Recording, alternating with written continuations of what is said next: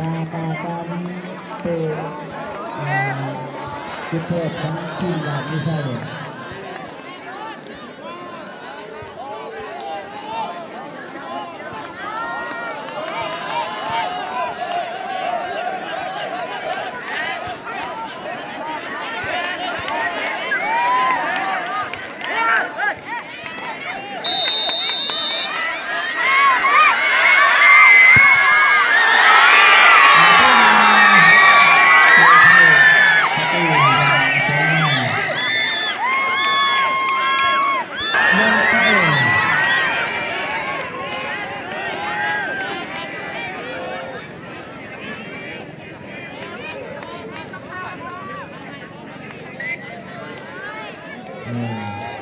โดยที่ทุกทั้งผู้เล่น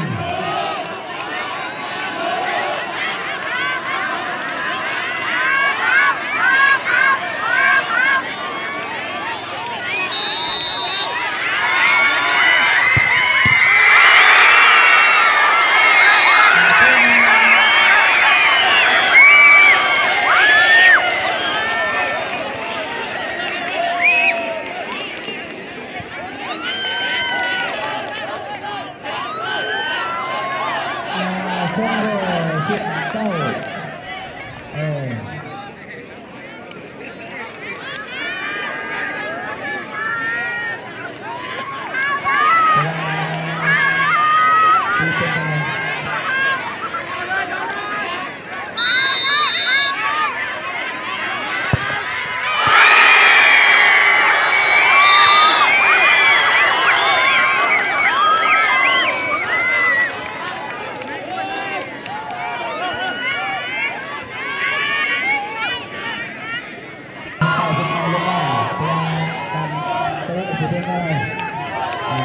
มีใจที่ได้เลยที่สุดได้อันนี้แล้วพาเบิ้งเดือนสัปดาห์ของประธานประเทศที่เที่ยวแล้วกองชนกองเชียร์ทั้งหมด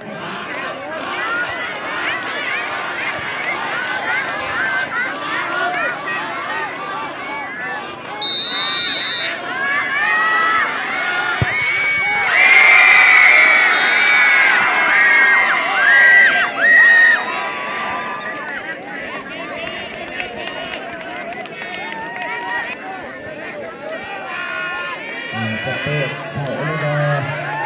ลงจริงประธานต้องเลยชมแล้วก็ได้ต้องตั้มตอนนี้ตัวเตะไปแล้วทั้งมีใส่สามสองคนแล้วส่งคนที่สามเข้ามา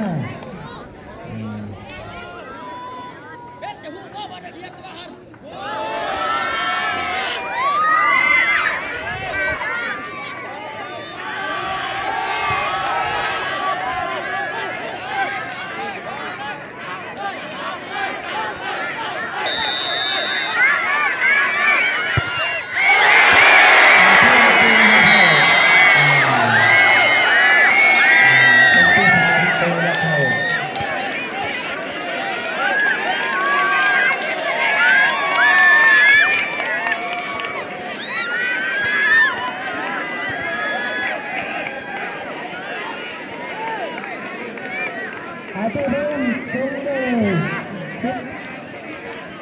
สุดแปดจะเตะเข่าประตูจะเอาประตูให้กับทีมของตัวเอง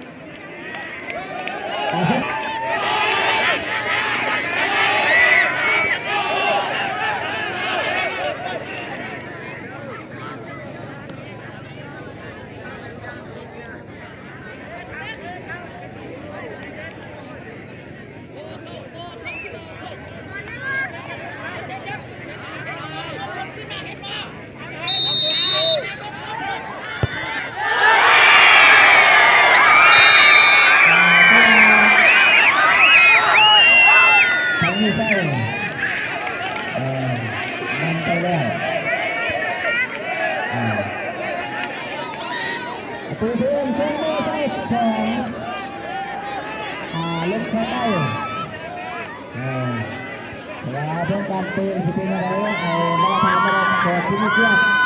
เป็นคนเชื่อชมเอาเองจะได้เห็นน้ำกันในการเตะ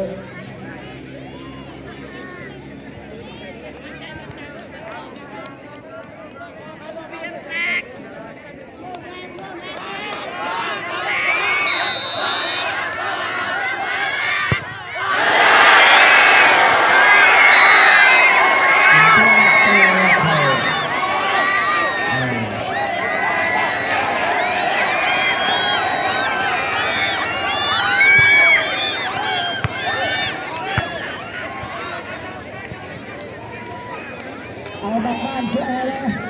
ให้กรรมการเลย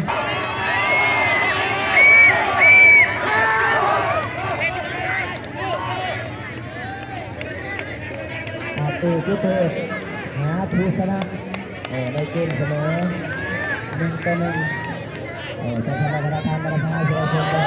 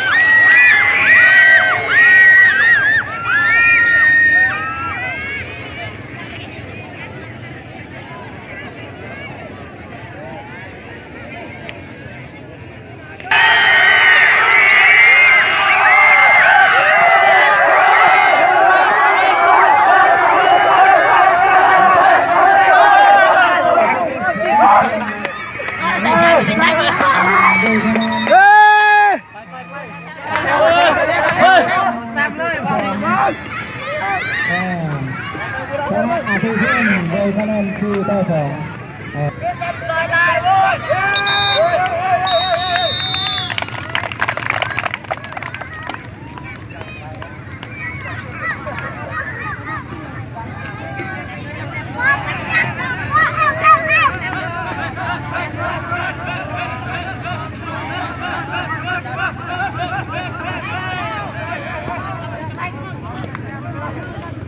ลูกเบี้ย